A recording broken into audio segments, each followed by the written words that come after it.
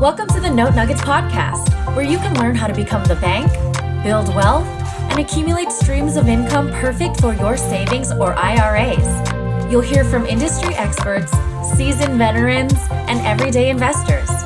Our goal is to teach you how to invest in notes, one nugget of knowledge at a time. Here's your host, Kevin Galang.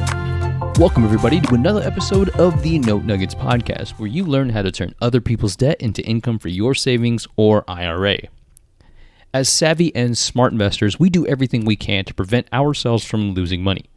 We want our hard-earned money to grow and make even more money. That's why there's such an emphasis on due diligence, regardless of the asset class. Every investment has risk, and you can do everything right and still lose money. Unfortunately, that's just how it goes. You cannot be faulted for something that's out of your control. What you can be faulted for is not being thorough in your research on your investment. When it comes to note investing, a title report reveals deep detail about the ownership of the note. It will contain information such as previous owners of the note and any additional liens a property might have. A title report is something I always get before buying a note. If you want more information about what a title report is, check out the episode I did that explains what a title report is at notenuggets.com/title-report. A title report will help you see if there are any defects in the title, like an additional lien you didn't know about or unpaid taxes, for example. These defects can be corrected, and you might even be able to use the defects as a negotiation chip with the seller of the note. Today's Note Nugget is all about the most common defects investors see on title reports. But before we dive in, let's learn about our guests. Accurate Group delivers technology-driven property appraisal, title data, analytics, and digital closing solutions to banks, credit unions, servicers, non-banks, and capital market firms nationwide. By combining modern process automation, accurate data, and innovative SaaS and mobile technologies, Accurate Group provides its clients with the best combination of speed, quality, regulatory compliance, and price. With Accurate Group, the real estate finance community and consumers benefit from market-leading solutions that enable modern digital frameworks, improve accuracy, lower cost, and improve compliance across all types of real estate loans, mortgage-related assets, and real estate portfolios. If you want to get in touch with the Accurate Group, all you have to do is head over to accurategroup.com. What are the most common title defects, and generally speaking, how would they be corrected?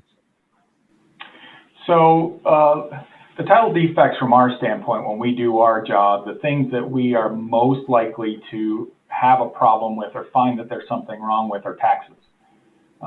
We'll find that a party, maybe the owner of the party wasn't aware that there were 4 different kinds of taxes they paid. Earlier I had mentioned the county, the city, the fire district, the school. Those are all different jurisdictions, and they may each expect a different check, where that person may have paid one check to one of those entities, expecting the other 3 to be paid as well. So tax defects are probably the biggest one that will come along.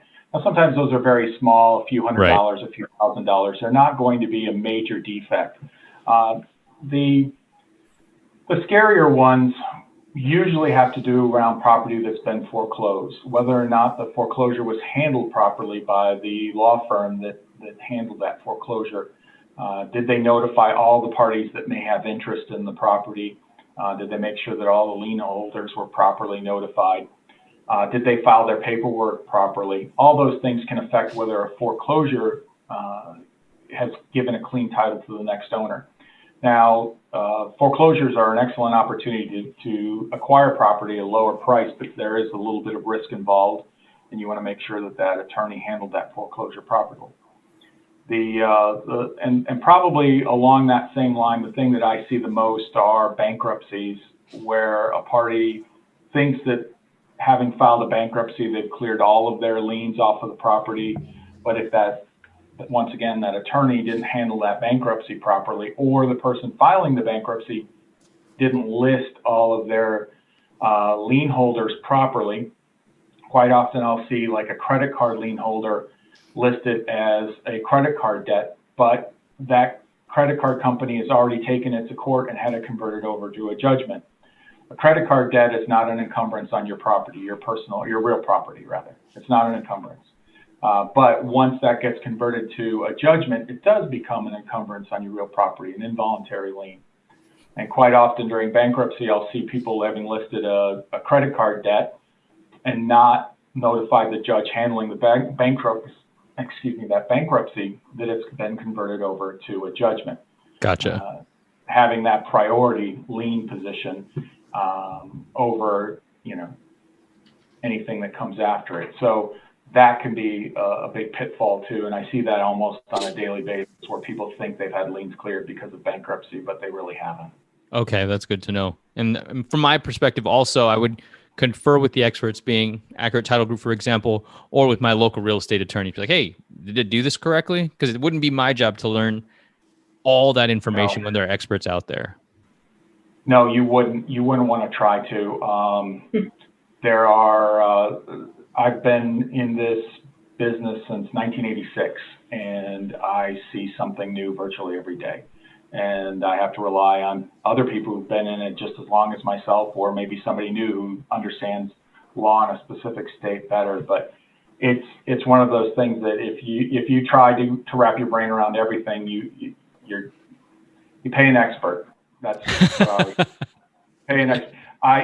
Even when I handle my own real estate transactions, if I buy or sell something, I don't get involved with it. I pay someone else. I pay an expert to do that. Yes, I could, but I have my own emotions involved in the transaction, and it may cause me to overlook something or to discount something that I shouldn't. Defects can come in all shapes and sizes, but of course, as you heard, there are some common ones to watch out for. Luckily, if they're common, they're usually fixable. To learn more about all things title, head over to notenuggets.com/title-defects. Thank you for tuning in to this week's episode of the Note Nuggets podcast. Be sure to subscribe to the show to get access to additional weekly value nuggets and get notified with episode updates. To subscribe, all you have to do is head over to subscribe.notenuggets.com. If you have any questions about this episode or note investing, book a time on Kevin's calendar at contact.notenuggets.com. We'll see you next week with another note nugget to add to your tool belt.